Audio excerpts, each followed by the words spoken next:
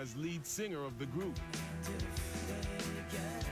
Do you think that's important for a frontman to be charming? Charismatic, charming, a showman. I think it's important. I don't know where I fall on any of that. And so, from a deadly brew of tenacity, hope, and destruction, My Chemical Romance was born.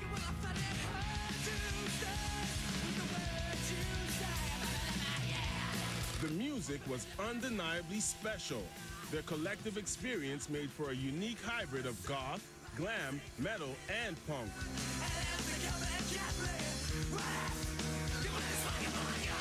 Before the band's legendary first show, the rookies drank heavily to ward off stage fright.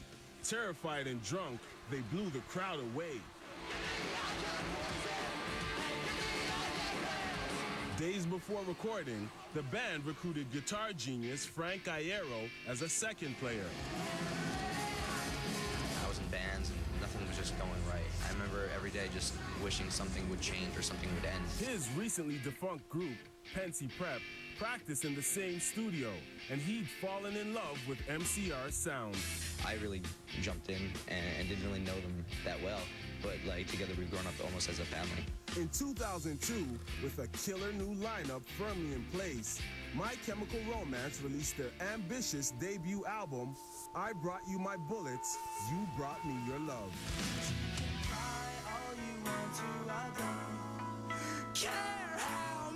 An ecstatic Gerard felt the album captured a triumphant and revealing moment for the brand new band.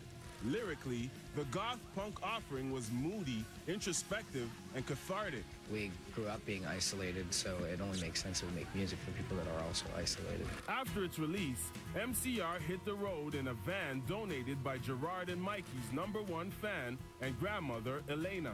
With their violently passionate and feverish performances, the boys worked their way across the country, winning devoted admirers at every stop. Every day we get up on stage, we go through the same emotions that we had while creating the songs.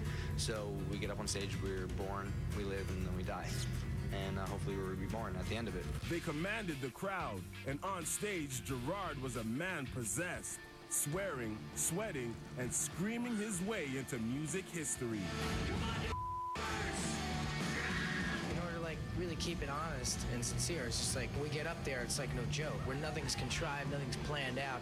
Very few of the things I say, unless I feel they're important, I'll repeat. MCR's love for comic books and horror movies influenced their stage personas and their ghoulish aesthetic. I think the great thing about being in My Chemical Romance, though, is that people see us live and they kind of get over having crushes on us right away, and then they're just interested in the music. Because we either look horrific or, put fake cuts all over our faces or stuff to distance that kind of. Though broken, exhausted after their grueling U.S. tour, the band had built up a sizable following. This band kind of thrives on that kind of energy and the power we get from our fans.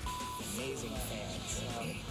The best in the world, I think. They set out to make a difference, and the band had begun to find their purpose. I look at every single show as like another chance to save our souls. Every single show is that to me. Meanwhile, MCR's buzz was rapidly growing. They were touted as the next big thing. I think there's certain things that come along with being in a band that are great things, and just things that maybe we were not suited for. The boys were afraid of taking it to the next level. The thing you have to understand is we're real awkward people. And none of us are real confident. MCR attracted major label interest, but signing a deal would mean an end to their creative freedom.